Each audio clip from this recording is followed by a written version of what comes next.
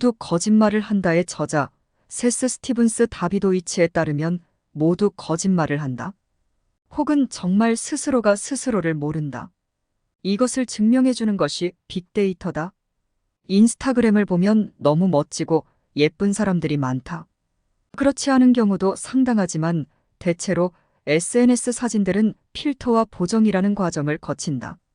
즉, 여러 사진 중에서 가장 잘 나온 사진을 편집적으로 찾아내서 그 원본을 편집하여 올리는 것이다.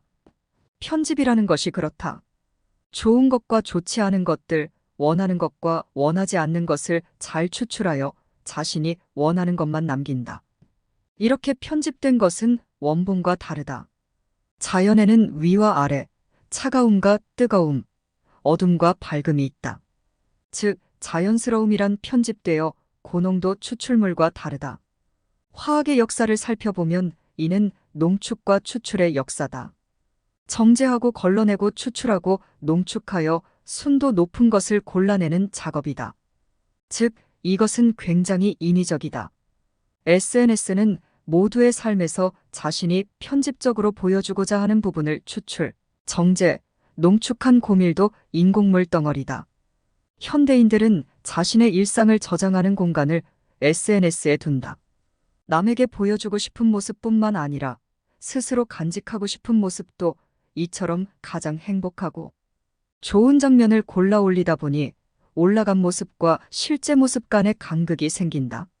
남들이 봤을 때 전혀 그렇지 않음에도 스스로 자신의 모습이라고 착각하는 사는 삶이 많아진다. 우리는 정답을 찾는 것이 익숙하다.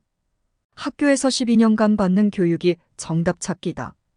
고로 우리는 삶에도 정답이 있을 것이라는 착각에 빠진다. 즉, 자신의 모습에도 정답을 정해놓는다.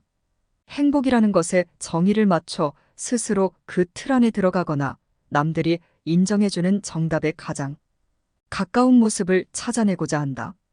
이렇게 만들어진 정답은 분명 현실과 다르다. 이것은 우리나라에서 특별히 있는 특징이다. 즉, 우리는 평균이나 보통의 것을 찾고 그것에서 벗어나는 것을 두려워한다. 그렇다면 평균에는 언제나 함정이 있다. 이것은 사실 굉장히 간단한 논리로 증명할 수 있다. 우리 동네 마을버스에 빌 게이츠가 탄다고 해보자. 그 마을버스에 탄 승객의 자산은 평균 수조 원이 된다. 그러나 그것은 우리의 모습이 아니다. 모두가 자신의 값을 SNS라는 바구니에 던져두고 마구 흔들어 평균값을 낸다. 분명 거기에는 평균을 훨씬 상회하는 이들이 있고 그 중에는 보정과 편집을 통해 평균 수치를 올려놓는 이들이 상당수다. 이들과 함께 평균을 산정하여 자신의 값과 비교하니 언제나 초라해질 수밖에 없다. 평균은 거짓말쟁이다.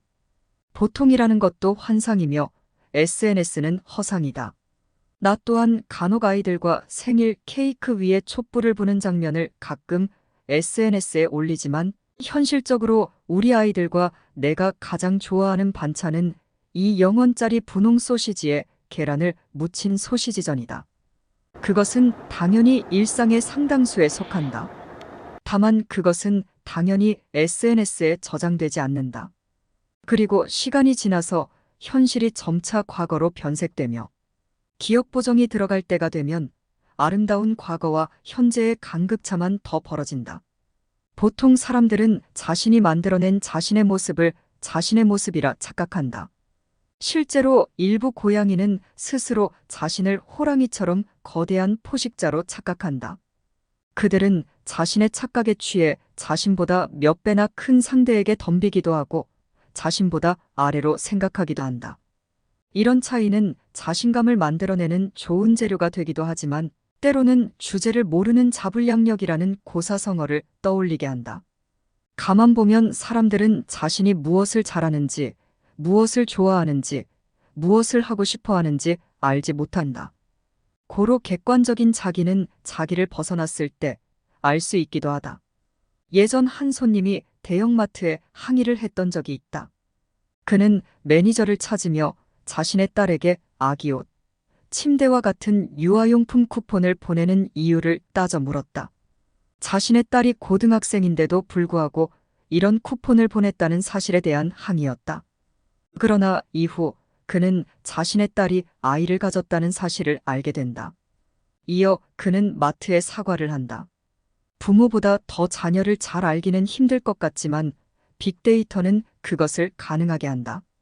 앞서 말한 이야기는 미국의 타겟이라는 점포에서 일어난 일이다.